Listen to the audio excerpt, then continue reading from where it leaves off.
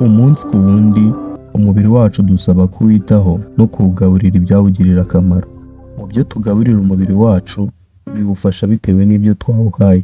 Mu byo umubiri wacu ukenera kugira ngo twe ikiremwamuntu tube tumeze neza, harimo intungamubiri tuwugaburira. Izo ntungamubiri tuzikura ahantu hagiye hatandukanye. Abe mu byo twariye twavuga nk'ibiryo, imbuto n'ibindi dushobora kuba twarya, ndetse no mu byo tunywa harimo nk'amazi, amata n'ibindi byo kunywa dushobora kuba twafata.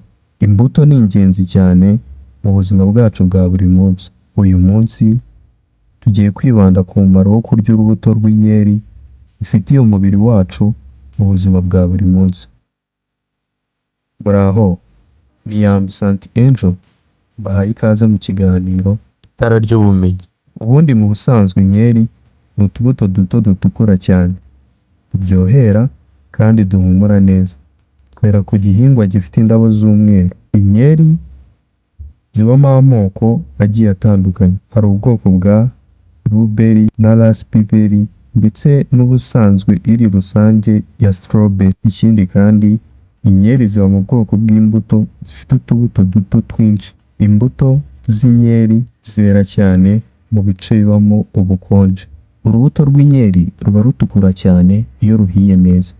Inkeri zishobora kuribwa zonyine cyangwa se zigakoreshwa mu bundi buryo, mu mata, mu mutobe, ice cream cyangwa zigakoreshwa muri keke.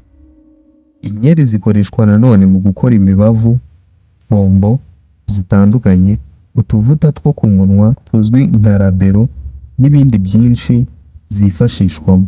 Reka nkubwire akamaro ko kurya inkeri ku buzima bwacu bwa buri munsi. Inkeri zongerera umubiri wacu imbaraga. Ubushakashatsi bwerekanye ko muri grama 100 z'inkeri habamo kalori 32 zifite ibinure bike cyane, zihwanye na 0.3 by'amagarama.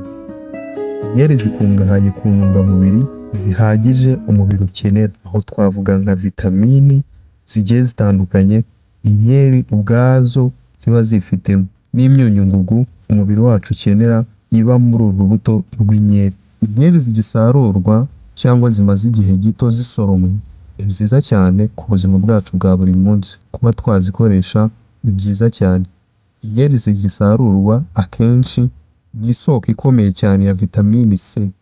Muri grama 100 z'inkeri usangamo ingana na miligramu 58.8. Ni ukuvuga ko ziba zingana na 98% ya vitamini C umubiri ukenera ku munsi. Kurya akenshi imbuto zikungahaye kuri vitamini C biha umubiri ubushobozi bwo kurwanya indwara zituruka kuri mikrobe no gusohora uburozi butandukanye mu mubiri wacu. Kurya inkeri cyane bikugabanyiriza ibyago byo kurwara indwara z'umutima, bigabanya amavuta mabi ya cholesterol mu maraso ndetse na cholesterol yose mu mubiri.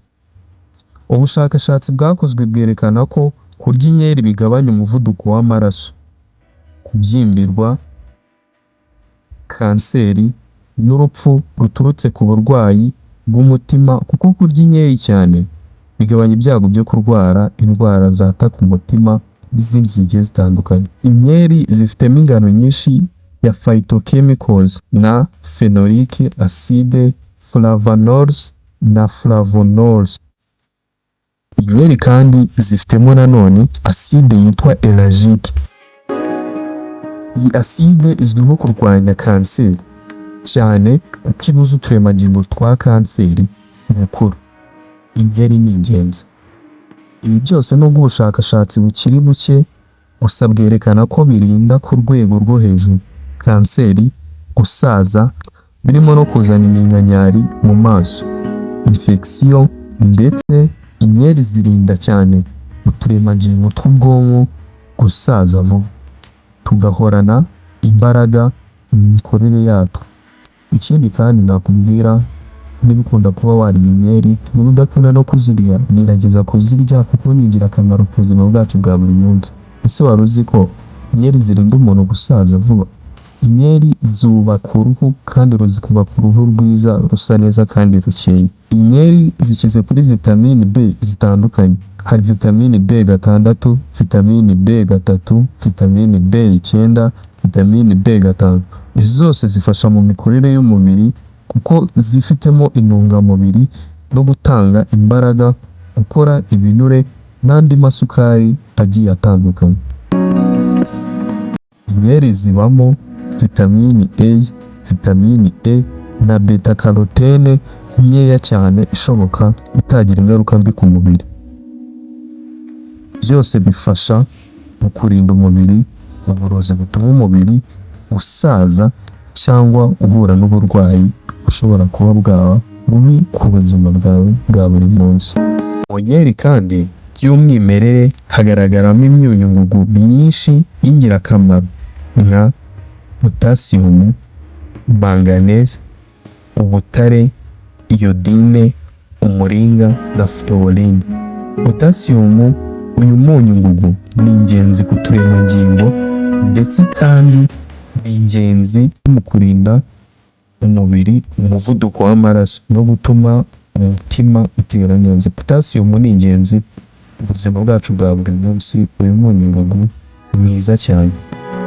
Naho umuringa we witabazwa mu gukora insoro zitukura, mu rurimi rw'amahanga twakwita red blood cell. Ubutare bugira akamaro mu ikorwa ry'amaraso ndetse na fluoride ifasha mu gukomeza amagufa. Iyi fluoride yenda gukora neza n'undi munyungugu uzwi nka calcium. Calcium nayo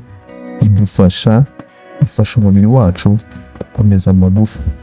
Ikindi kandi iyi fluoride ikomeza amenyo, ikaba yanayarinda uburwayi bugiye butandukanye. Iyi myunyungugu yose maze kuvuga n'akamaro kayo iboneka mu nkeri icyarimwe. Iyi nkeri ukomeze kugira ubuzima bwiza. Inkeri nanone abashakashatsi bavuga ko ari urubuto rurinda abakuze kwibagirwa. Nibyo koko ni ibya nyabyo, inkeri zirinda abakuze kwibagirwa. Zifitemo intungamubiri na vitamini zifasha ubwonko guhora bukora neza butanasaza vuba. Icyitondewe, inkeri zishobora gutera allergie ku mubiri ikomeye ku bantu bamwe na bamwe. Ntabwo ari bose. Ibimenyetso bikunda kugaragara cyane ni ukubyimbirwa k'umubiri. Wakoze kubana nanjye ndi Intore mu mfura Silent Fire Toma na Billion African Black Dima Boy and John Speaker Boy alone to make a load of Tukaras Jumus Pamufita antagonist. Nitwa Yambi Santi Angel. Hug life was I am alone.